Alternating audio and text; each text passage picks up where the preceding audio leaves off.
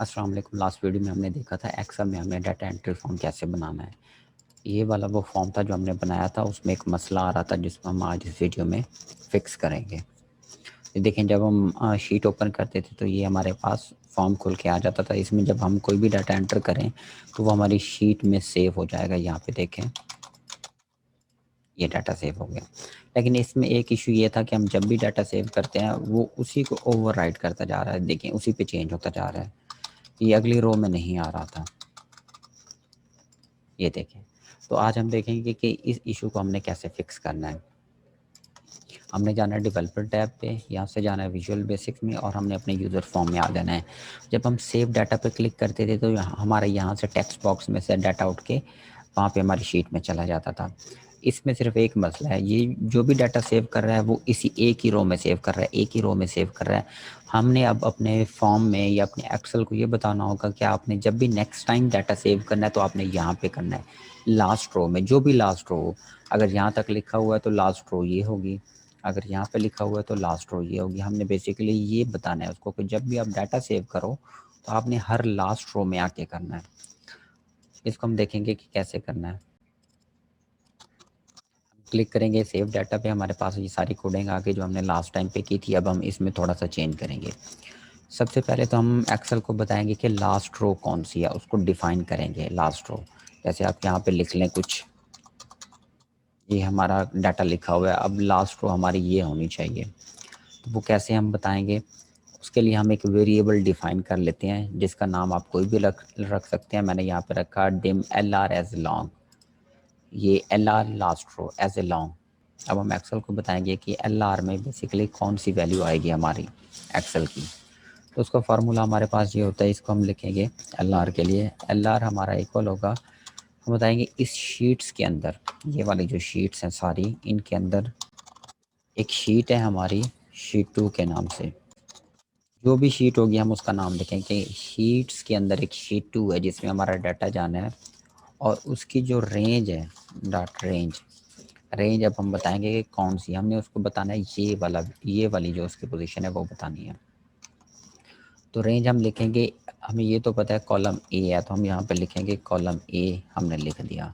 अब हमने इसको रो काउंट करके बतानी कि रो कौन सी है। हमने उसे बताया कि आप शीट्स में आए पहले, फिर शीट 2 में आए, वहाँ से आप कॉलम ए में आए, कॉलम ए में आ गया, अब यहाँ पे उसको लेके आना है इस रो में 3 में।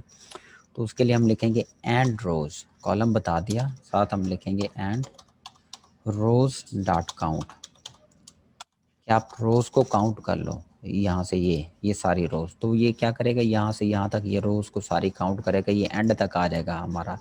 ये जितना भी है आखिरी रो इसकी जो भी होगी, कंट्रोल एंड करके देखें आप कि यहाँ पे इस वैल्यू पे आ जाएगा। अब हमने इसको वापस लेके जाना है ऊपर।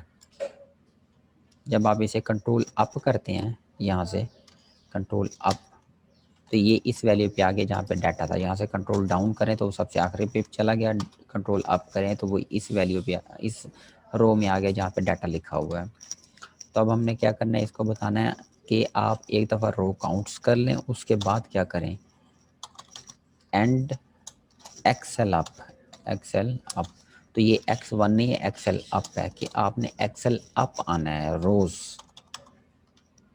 कि यहाँ से आपने एंड से ऊपर आना है, तो ये यहाँ पे आ जाएगा। और हमने साथ में कहना है कि आप इसमें +1 कर दो, तो ये ऑलरेडी यहाँ पे आ जाएगा। बेसिकली लास्ट रो का ये फार्मूला है, और भी बड़े तरीके हैं लेकिन मेरे ख्याल में ये सही रहेगा, तो हम इसको यूज़ करेंगे लास्ट रो के तौर पर।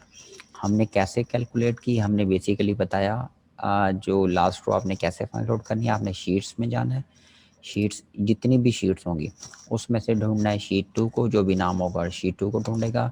उसके बाद हमने कहा रेंज ए, कि आपने ए कॉलम में आ जाना है और उसकी रोज़ काउंट कर लेनी है। ए कॉलम में आके उसने सारी रोज़ काउंट की, एंड तक गया। और उसके बाद हमने कहा जब आप एंड पे चले जाओ तो आप वापस अप आ जाएं, एक्सेल अप, तो वो यहाँ पे आ जाएगा एक्सेल अप, और उसमें हमने +1 कर दिया तो वो यहाँ पे शो करेगा। बेसिकली ये लास्ट रो का फार्मूला आ गया। मैं इसको फ़िलहाल कमेंट आउट कर देता हूँ। अब हमने क्या करना है जी, हमने यहाँ पे आके डाटा इंसर्ट करवाना है यहाँ पे इस रो में। हम यहाँ पे लिख सकते हैं कि आपने जो डाटा लेना है आपने जाना है शीट्स में, उसमें आपने जाना है शीट 2 में, उसमें आपने कहाँ पे जाना है शीट 2 में जाके अब हम यहाँ पे उसको सेल की रेंज बताएंगे। तो यहाँ पे अब रेंज नहीं लिखनी, यहाँ पे हम लिखेंगे सेल्स। कौन से सेल्स हैं हम सेल हम बताएंगे। जब भी सेल्स हमने लिखना होता है तो हमने उसका रो और कॉलम का इंडेक्स देना होता है। हमने बतानी होती है रो कौन सी और कॉलम कौन सा, पहले रो आती है। तो रो के लिए तो हमने ये फार्मूला लगा लिया है कि रो इस रो में आना है आपने, तो हम कहेंगे लास्ट रो में चले जाओ। और कॉलम कौन सा हो, कॉलम ए लिख सकते हैं या कॉलम 1, तो हम ए लिख देते हैं, ये ब्रैकेट बंद कर देते हैं। और अगर हम इसको लिखना चाहें ए, वो भी मैं आपको बताता हूँ, तो भी ए भी लिख सकते हैं। और ये किस चीज़ के बराबर होगा, me dot text box 1 dot value का टेक्स्ट बॉक्स 1 की जो वैल्यू हो वो यहाँ पे आ जाए। अब हम इसको रन करके देखते हैं। हमने यहाँ पे कुछ लिखा, सपोज ए वी लिखा, ये देखें लास्ट रो में ए वी लिख दिया। अब अगर दोबारा इस पर क्लिक करेंगे कुछ लिख के ए एस, तो उससे नेक्स्ट, फिर करेंगे तो वो उससे नेक्स्ट आता जा रहा है। तो इस तरह यहाँ पे लिखता जा रहा है, हमारा मतलब ये सही काम कर रहा है।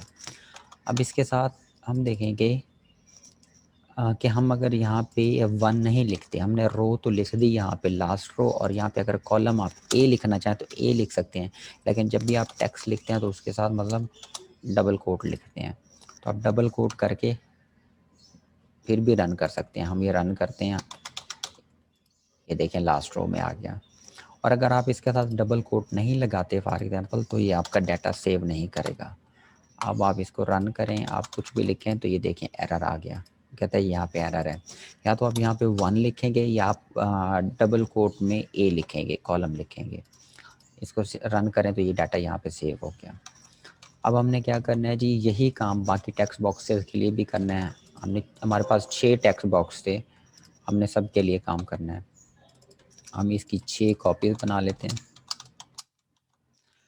जब उसने दूसरे टेक्स्ट बॉक्स का डाटा कहाँ पे जाएगा, रो तो सेम रहेगी, इस रो में रो हमारे पास सेम रहेगी, लेकिन हमारा जो कॉलम है वो चेंज हो जाएगा। कॉलम हमारा 1 की बजाय 2 हो जाएगा, फिर 3 हो जाएगा, फिर 4 हो जाएगा, 5 एंड 6।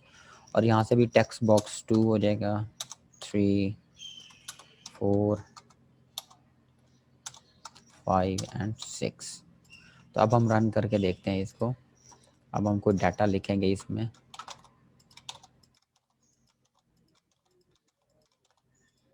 ये देखें सही डाटा सेव हो रहा है। अगर हम इसको दोबारा कोई डाटा लिखें तो वो अगली रो में आना चाहिए सेव, तो वो अगली रो में आ गया। तो हमारा ये जो मसला था कि डाटा हमारा नेक्स्ट रो में नहीं जा रहा था, वो हमने यहाँ पे सॉल्व कर दिया। एक और चीज़, जब हम यहाँ पे सेव पे क्लिक करते हैं तो हमारे ये जो इसके पीछे लेबल थे वो हट जाते हैं। अब ये देखें, हम एक दफ़ा दोबारा सेव करते हैं, अब सेव किया तो ये लेबल हट गए। तो हम ये चाहते हैं कि जब हम सेव पे क्लियर करें, टेक्स्ट बॉक्स तो खाली हो जाते हैं लेकिन इस पे लेबल दोबारा शो हो जाएं। तो वो हम कैसे करेंगे, उसकी तरफ आएंगे। हमने क्लिक करना है सेव पे, और हम कहेंगे कि जब आप ये सारा डाटा सेव कर लें उसके बाद आप क्या करें, me dot label 1 dot visible equal true, कि वो जो लेबल 1 है वो शो हो जाए। इसको आप कॉपी कर लें, 6 कॉपीज़। इसको हम करेंगे लेबल 2, लेबल 3, लेबल 4, 5 एंड 6। अब हम रन करके देखते हैं।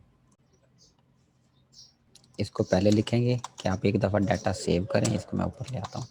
एक दफ़ा डाटा सेव करने के बाद आपने टेक्स्ट बॉक्सेस को खाली कर देना है और फिर लेबल्स को शो कर देना है। दोबारा रन करते हैं। ये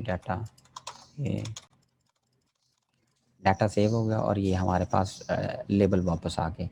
और लेबल वापस आने के बाद ये देखिए हमारा जो कर्सर है वो यहाँ पे है। हम इसको चाहते हैं कि यहाँ पे शो हो, तो हम सेट फोकस करेंगे, me dot text box 1 dot set focus.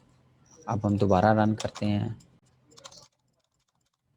तो ये देखिए हमारे पास यहाँ पे दोबारा फोकस यहाँ पे आ गया, जो कर्सर है वो यहाँ पे आ गया, डाटा भी सेव हो गया और लेबल भी दोबारा शो हो गए।